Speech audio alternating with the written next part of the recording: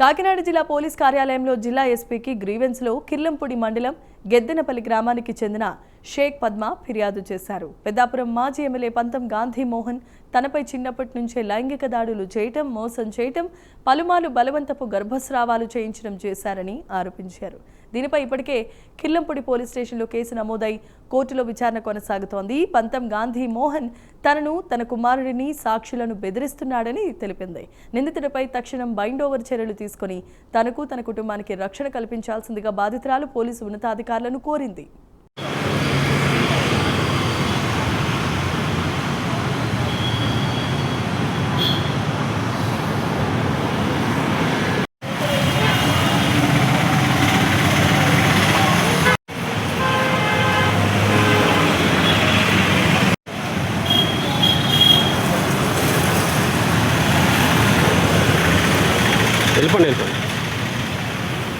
మిత్రులందరికీ నా నమస్కారాలు. నా పేరు వేణుగోపాల్. నేను గెద్దెనపల్లి గ్రామం నుంచి రావడం జరిగింది కాకినాడ ఎస్పీ గారి ఆఫీస్కి.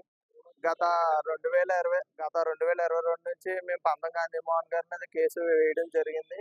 కావున ఇప్పుడు మాకు కోర్టులో జరుగుతుంది ఆల్రెడీ. కాకపోతే మాకు కోర్టులో జరిగినా కూడా మేము న్యాయ పోరాటం చేసినప్పుడు ఆయన మమ్మల్ని చంపడానికి ప్రయత్నిస్తాడు.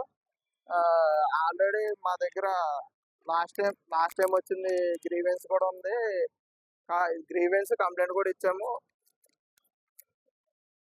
అంటే 10వ తారీఖు కూడా మేము రిజిస్టర్ పోస్ట్ వేయడం జరిగింది ఎస్పీ గారికి.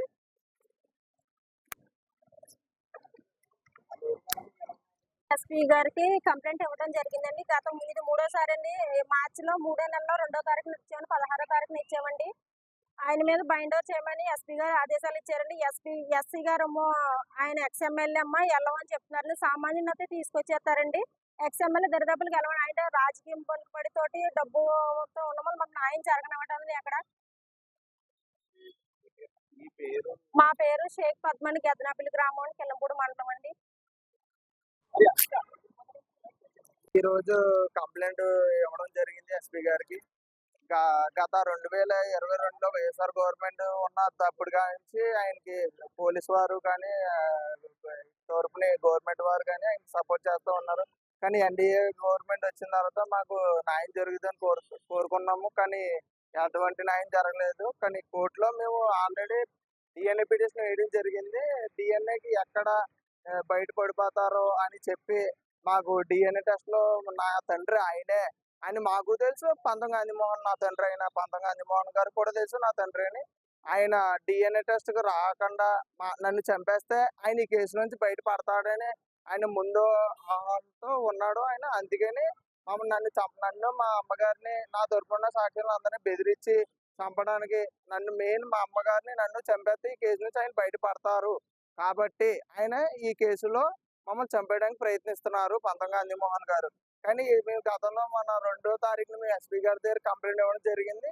ఆ రోజు తర్వాత 4-5 రోజుల తర్వాత మమ్మల్ని ఎస్ఐ గారు పిలవడం జరిగింది. ఎస్ఐ గారు పిలిచిన తర్వాత ఆయన దగ్గరికి సార్ ఫస్ట్ ఇప్పుడు ఎగ్జాంపుల్ ఏంటంటే, ఇప్పుడు మా ఇద్దరు లేనోళ్ళు అయితే కంప్లైంట్ పెడతారు కాబట్టి ఆ ఇద్దరిని పిలుస్తారు. మేము కంప్లైంట్ ఇచ్చాం. ఆయన్ని పిలవాలి, మమ్మల్ని పిలవాలి. కాకపోతే మమ్మల్ని పిలిచిన తర్వాత ఆయన పిలవలేదు. మమ్మల్ని పిలిచి ఆయన ఎందుకు పిలవలేదని మేము ఆల్రెడీ క్వశ్చన్ చేయడం జరిగింది ఎస్ఐ గారిని. ఎందుకు ఆయన పిలవలేదంటే ఆయన ఎక్స్ఎమ్మెల్యే పొలుగుబడి ఉంది, ఆయన ఇది అయినోడు, మేము ఆయన దరిదాపులకి వెళ్ళలేము అని ఆయన డైరెక్ట్ గానే చెప్పేశాడు. ఆల్రెడీ ఆయన వాయిస్ రికార్డ్ కూడా నా దగ్గర ఉంది. కావాలంటే మీకు వినిపించడం జరుగుద్ది. ఎందుకంటే మాకు చాలా అన్యాయం జరుగుతుంది ఈ కేసులో.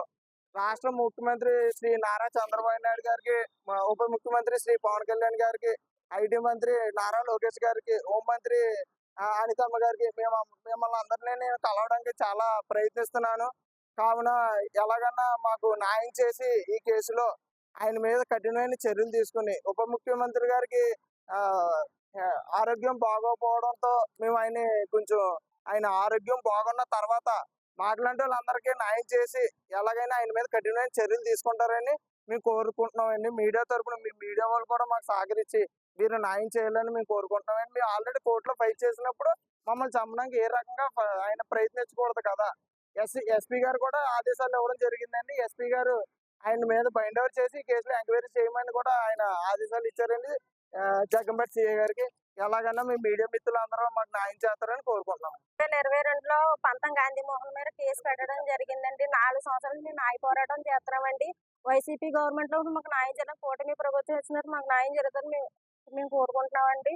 నారా చంద్రబాబు నాయుడు గారికి, పవన్ కళ్యాణ్ గారి, డిప్యూటీ సీఎం పవన్ కళ్యాణ్ గారికి, లోకేష్ గారికి, మాకు అందరికీ కూడా మాకు న్యాయం చేయాలని మేము కోరుకుంటున్నామండి. ఆయన ఆరోగ్యం బాగుండి మాకు న్యాయం చేయాలని పవన్ కళ్యాణ్ గారు నేను కోరుకుంటున్నాం. మాకు ఇప్పటికీ కూడా మాకు న్యాయం జరగనెత్తలేదండి. ఇప్పటికీ కూడా పోలీసు వ్యవస్థ మొత్తం పంతం గాంధీ మోహన్ కి సహకరిస్తున్నారండి. నా కొడుకుని నన్ను కూడా చంపించేందుకు ప్రయత్నాలు చేస్తున్నారండి. DNA టెస్ట్ కి మేము కోర్టులో ఫైట్ చేసి పోరాటం మా తరపున ముప్పల్లి సుబ్బారావు గారు మా తరపున అడ్వకేట్ గా ఉన్నారండి. ఆయనే మాకు ఈ కేసులో మాకు న్యాయం చేస్తాననేసి ముందుకు భరోసా ఇచ్చి మమ్మల్ని నడిపిస్తున్నారండి. కానీ ఇప్పటికీ కూడా అండి మాకు ఎటువంటి న్యాయం జరగనివ్వట్లేదండి. DNA పిటిషన్ వేసినా కూడా తప్పించుకుని తిరుగుతున్నాడని పంతం గాంధీ మోహన్ సాక్ష్యాలను బెదిరించేసి ఊళ్ళో ఏవి చికెన్ పంచాయతీ గుమస్తా వీర వెంకటేశ్వరరావుతో మొత్తం బెదిరించి భయపెట్టి చేస్తున్నారండి. నా కొడుకుని నన్ను ఇబ్బందులు పెడుతున్నారు. నా కొడుకుని చంపించే ప్రయత్నాలు కూడా పంతం గాంధీ మోహన్ గారు చేస్తున్నారు. ఆయన తప్పు లేకపోతే కనుక నా కొడుకు DNA టెస్ట్ కి మేము అడుగుతున్నామండి. మేము ఏం ఆశించట్లేదండి. నా కొడుకు నాకు అన్యాయం జరిగింది. ఎంత అన్యాయం జరిగింది మీడియా అందరికీ మీకు తెలిసిన గతం నుంచి మేము 4 సంవత్సరాల నుంచి పోరాడుతున్నామండి. మాకు సీఎం గారు చంద్రబాబు నాయుడు గారు, పవన్ కళ్యాణ్ గారు, లోకేష్ గారు, అనితమ్మ గారు మాకు న్యాయం చేయాలని మేము కోరుకున్నాం. వాళ్ళు కలుద్దామని ప్రయత్నాలు చేసినా కూడా అవ్వట్లేదండి. మాకు కలిసే అవకాశం మాకు ఇస్తారని మేము కోరుకుంటున్నామండి.